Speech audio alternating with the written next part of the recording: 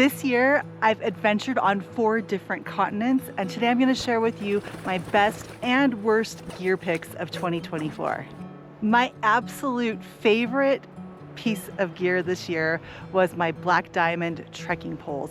What I love about these is they're super lightweight and they pack up really small, so you can easily fit them in a suitcase when you're traveling to do a big adventure overseas, like one in Kilimanjaro or in Peru. And so I love everything about these Black Diamond trekking poles. In fact, I'm not like a trekking pole kind of hiker. I usually avoid using trekking poles. I don't like using trekking poles, but when I was training for Kilimanjaro, I was like, I'm gonna need trekking poles on Kilimanjaro.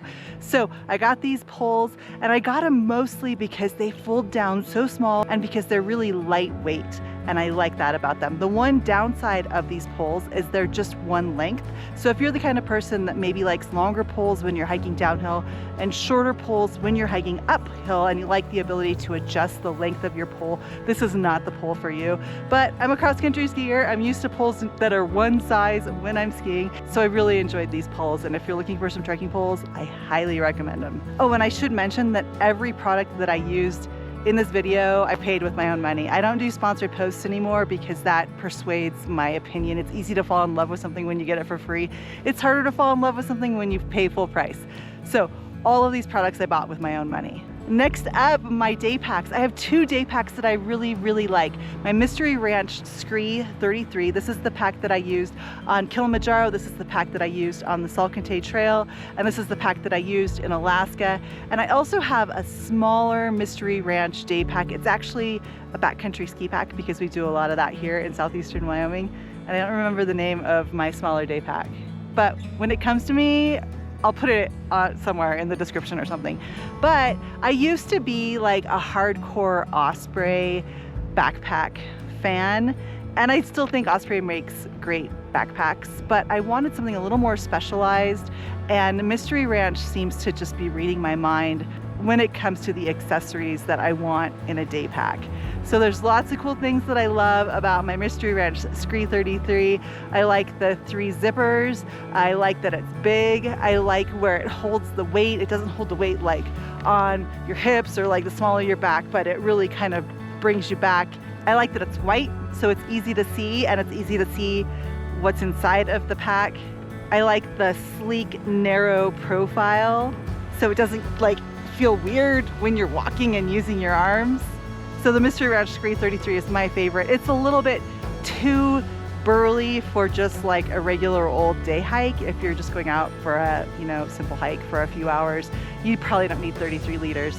But for a bigger hike, when you know you're gonna be hiking 8 to 10 to 12 to 14 to 16 hours a day, it's an awesome pack. And I actually could probably use it on an overnight or 2, maybe not. Anyway, they're cool packs. Check out Mystery Ranch. They're my new favorite backpack company. And next up, my Cotopaxi fanny pack.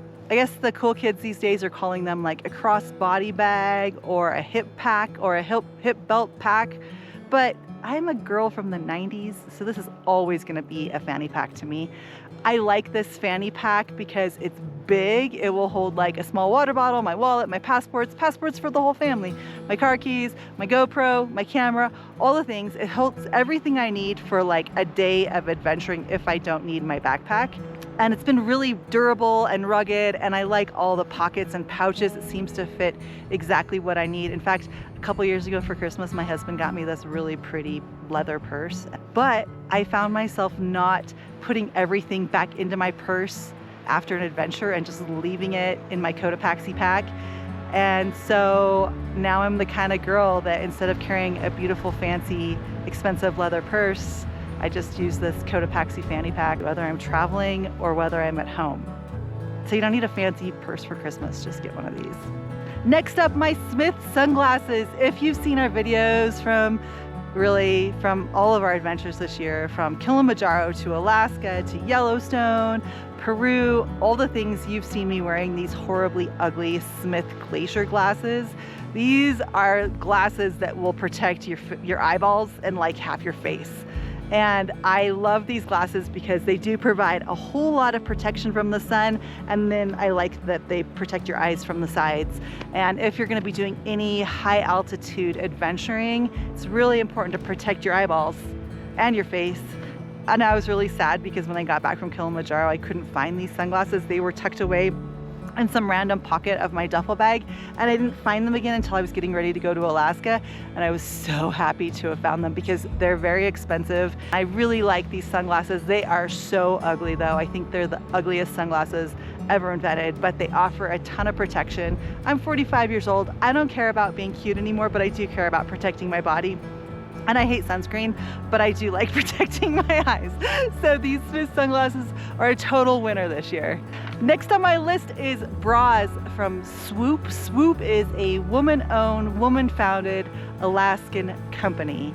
And the founder of Swoop is a nurse, and she was looking for a bra that would be comfortable for her 12-hour shifts.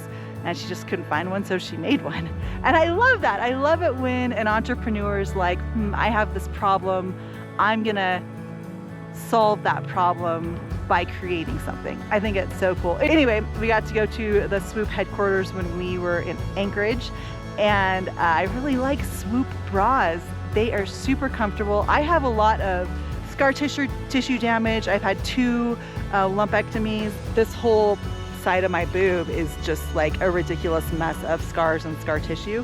I always want a bra that's gonna be really soft and comfortable and like really tender on top of my scars.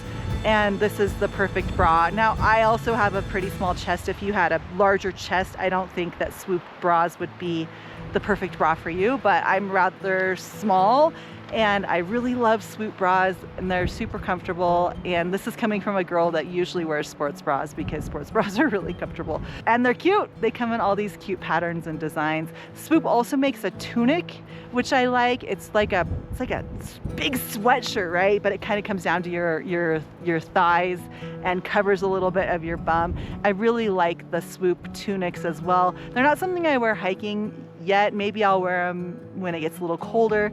But they're kind of nice just for laying around the house, for traveling, but also they look nice. So you could wear them to work too, probably. And finally, let's talk about running shoes. I've been through a couple different, like 4 different pairs of running shoes this year. I blew out a lot of shoes training for Kilimanjaro, and I found the company Oncloud. So about a year ago, I bought a pair of Oncloud trail runners, and I thought I really liked them, and I actually wore these runners, well, a different one because I wore those ones out, but I wore a newer pair when I climbed Kilimanjaro, and they were fine. But after Kilimanjaro, I started getting some ingrown toenails and my feet just kind of hurt.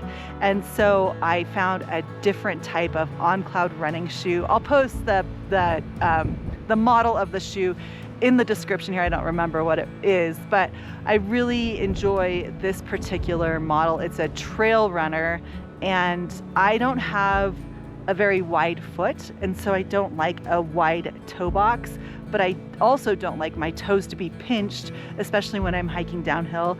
And this shoe seems to fit my foot perfectly, so I'll link to it. But when it comes to buying things like boots and shoes, especially for hiking, for trail running, for walking, for running, it's really important just to try out a bunch of different models, a bunch of different brands, and see what fits your foot. Because for me to be like, everybody go buy this shoe, that would actually be doing you a huge disservice because you just don't know what's gonna work for your foot. Now I gotta talk about the worst gear that I used this year in all of my travels. First up, Big Agnes. I have a confession to make. When I owned my outdoor retail store that I sold a year ago, so I owned it for several years, I was in love with Big Agnes. Now I'm in southeastern Wyoming.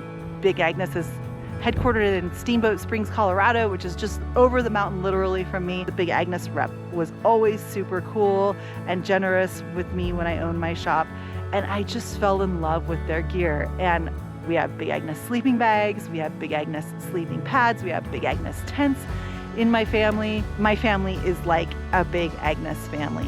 But this year, 4 of our AirCore Ultra sleeping pads leaked and don't work anymore. And they're only like 3 years old, and we've only used them a handful of times because of cancer. So all of our Big Agnes sleeping pads have just totally shit the bed. And I'm so sad because they're expensive. And I really loved Big Agnes. The other piece of Big Agnes gear that's really let me down this year has been my sleeping bag. And even though I've followed all of the care instructions for washing and taking care of this sleeping bag, I take care of my gear because I want it to last, right? it is leaking feathers like crazy out of the seams. And I don't know what's going on with this sleeping bag. I don't know if it's just a bad bag. I don't know if Big Agnes gear just is really awesome like the first year you use it, and then if it just like suddenly starts to suck. But I'm really disappointed in this sleeping bag, and I want a new sleeping bag, but I can't justify buying a new sleeping bag because it still works. And so I'm trying right now to figure out a way to seal up the seams on my sleeping bag or re-sew them or something to try to keep more of the down inside the bag. But it's just so disappointing when you have a brand, you're like, oh my gosh, I love this brand. And I told everybody to buy Big Agnes stuff, and I sold a ton of Big Agnes stuff. And now I hope all of my former customers are not like, damn it, I bought that Big Agnes bag and I hate it, or I bought that Big Agnes tent and it sucks. So I don't know what's going on with quality control at Big Agnes, but anyway, I'm disappointed. And I need a new sleeping bag, so if you have any sleeping bag recommendations, let me know. Next up is my North Face puffy jacket. I don't remember what the model is, but I've had this jacket for 3 years. I got it like literally the week I was diagnosed with breast cancer. So I've had it for 3 years. It's been on a lot of adventures with me, but unfortunately the zipper broke, and the zipper broke at one of the most inconvenient times when I was leading a trip in Alaska. It was the day of the last day of the trip. It was freezing cold in the morning. We're trying to get camp set up, and all of a sudden the zipper on my puffy jacket broke. But I had a Swoop bra, so I made it work. However, I'm just so disappointed in North Face stuff lately. But I feel like if you're gonna go to all the work to make a really good jacket, why are you gonna put a cheap ass plastic zipper on it? Put a zipper on it that's gonna last. The zipper should last as long as the coat. So now I'm trying to figure out what to do with this jacket because it's still a good jacket, and trying to figure out if I could find someone to just replace the zipper. And if I do that, is it gonna be as much money as it would cost to get a new jacket? I'm just tired of outdoor clothing and outdoor gear that doesn't last. We put our gear through the ringer. We take our gear on so many trips and on so many adventures, and it completely sucks to be on an adventure and to have your gear or your clothing not work. So anyway, next year I might be like, okay, the gear that I hated this year was my Black Diamond trekking poles, my Mystery Ranch backpack, all the things that I love this year I might not love next year. Anyway, that's my thoughts on the best gear of the year, the worst gear of the year, and some changes that I've made.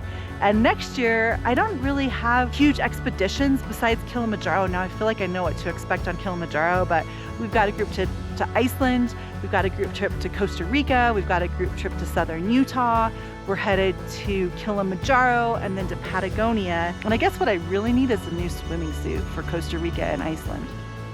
So if you have any good swimsuit recommendations, drop them below. Thanks so much. I'll see you next week.